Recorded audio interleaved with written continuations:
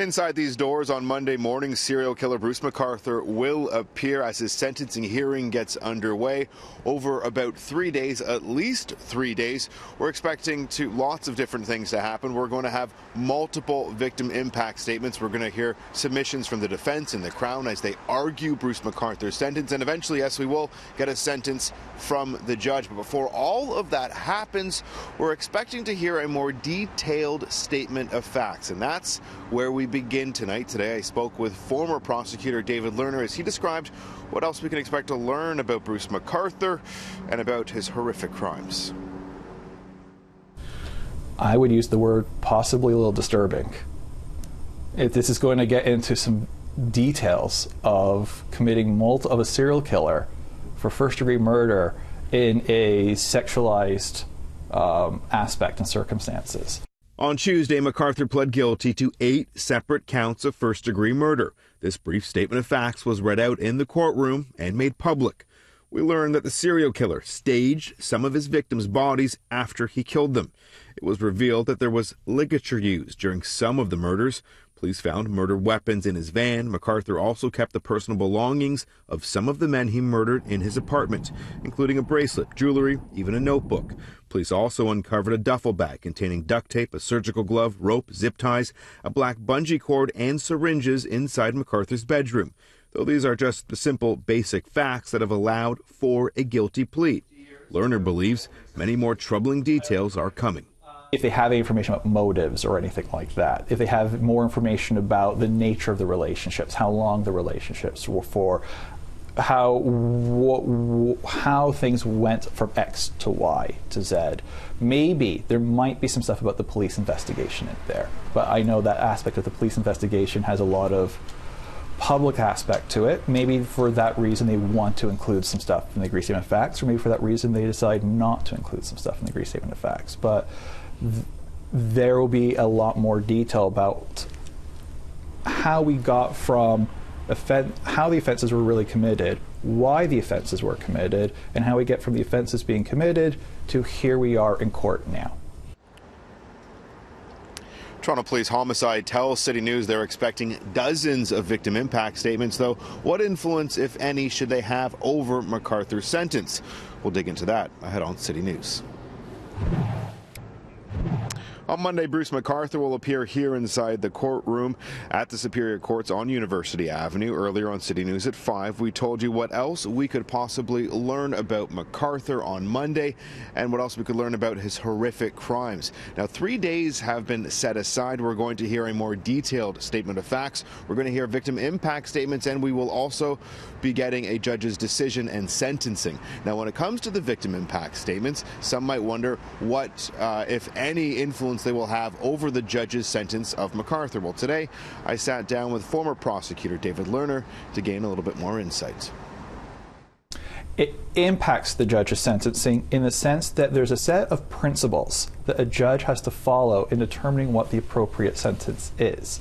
How do we denounce this conduct? How do we separate dangerous offenders from society? How do we deter people? How do we give a sense of responsibility to the members of the public about the justice system? It's not a question of, well, this victim had a huge impact and wrote out this letter, so I'm going to give a higher sentence. There's certain things they can put in the victim impact statement and other things that just can't and will be redacted. The type of things that might be considered inappropriate, what sentence should the person be given? They're not, the victims are not there to sentence the individual or recommend what the sentence should be. That's not the victim's role. And a classic line might be, I hope he rots in jail for the rest of his life and doesn't get parole. That is a recommendation over what sentence he should get. That would be redacted, right? That would be given to them probably as an example of what not to include. The main things that they have to these victim impact statements are for is what was their emotional harm from the offense, what was their physical harm caused by the offense, what was their economic loss or property loss caused by the offense, and what kind of fear do they have as a result of this offense. Now, Bruce McArthur is also legally entitled to be given an opportunity to speak himself. Now, ahead on City News, we're going to be speaking further with David Lerner about what kind of deal potentially could McArthur have cut for himself by pleading guilty to 8 counts of first-degree murder. Now, this evening, we're also getting more updates on the Bruce McArthur case. According to Toronto Police, according to the Toronto Star, a Toronto police officer will be charged on Tuesday with professional misconduct connected to the investigation. Sergeant Paul Gauthier is scheduled to appear before a Toronto Police Tribunal on Tuesday, where he will be formally charged with neglect of duty and insubordination.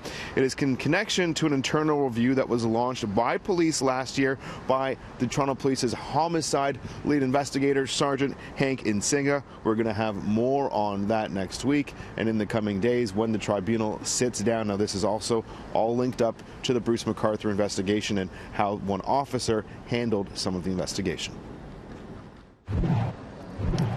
Tonight on City News, we've been looking ahead to next week's Bruce McArthur sentencing hearing right here on University Avenue.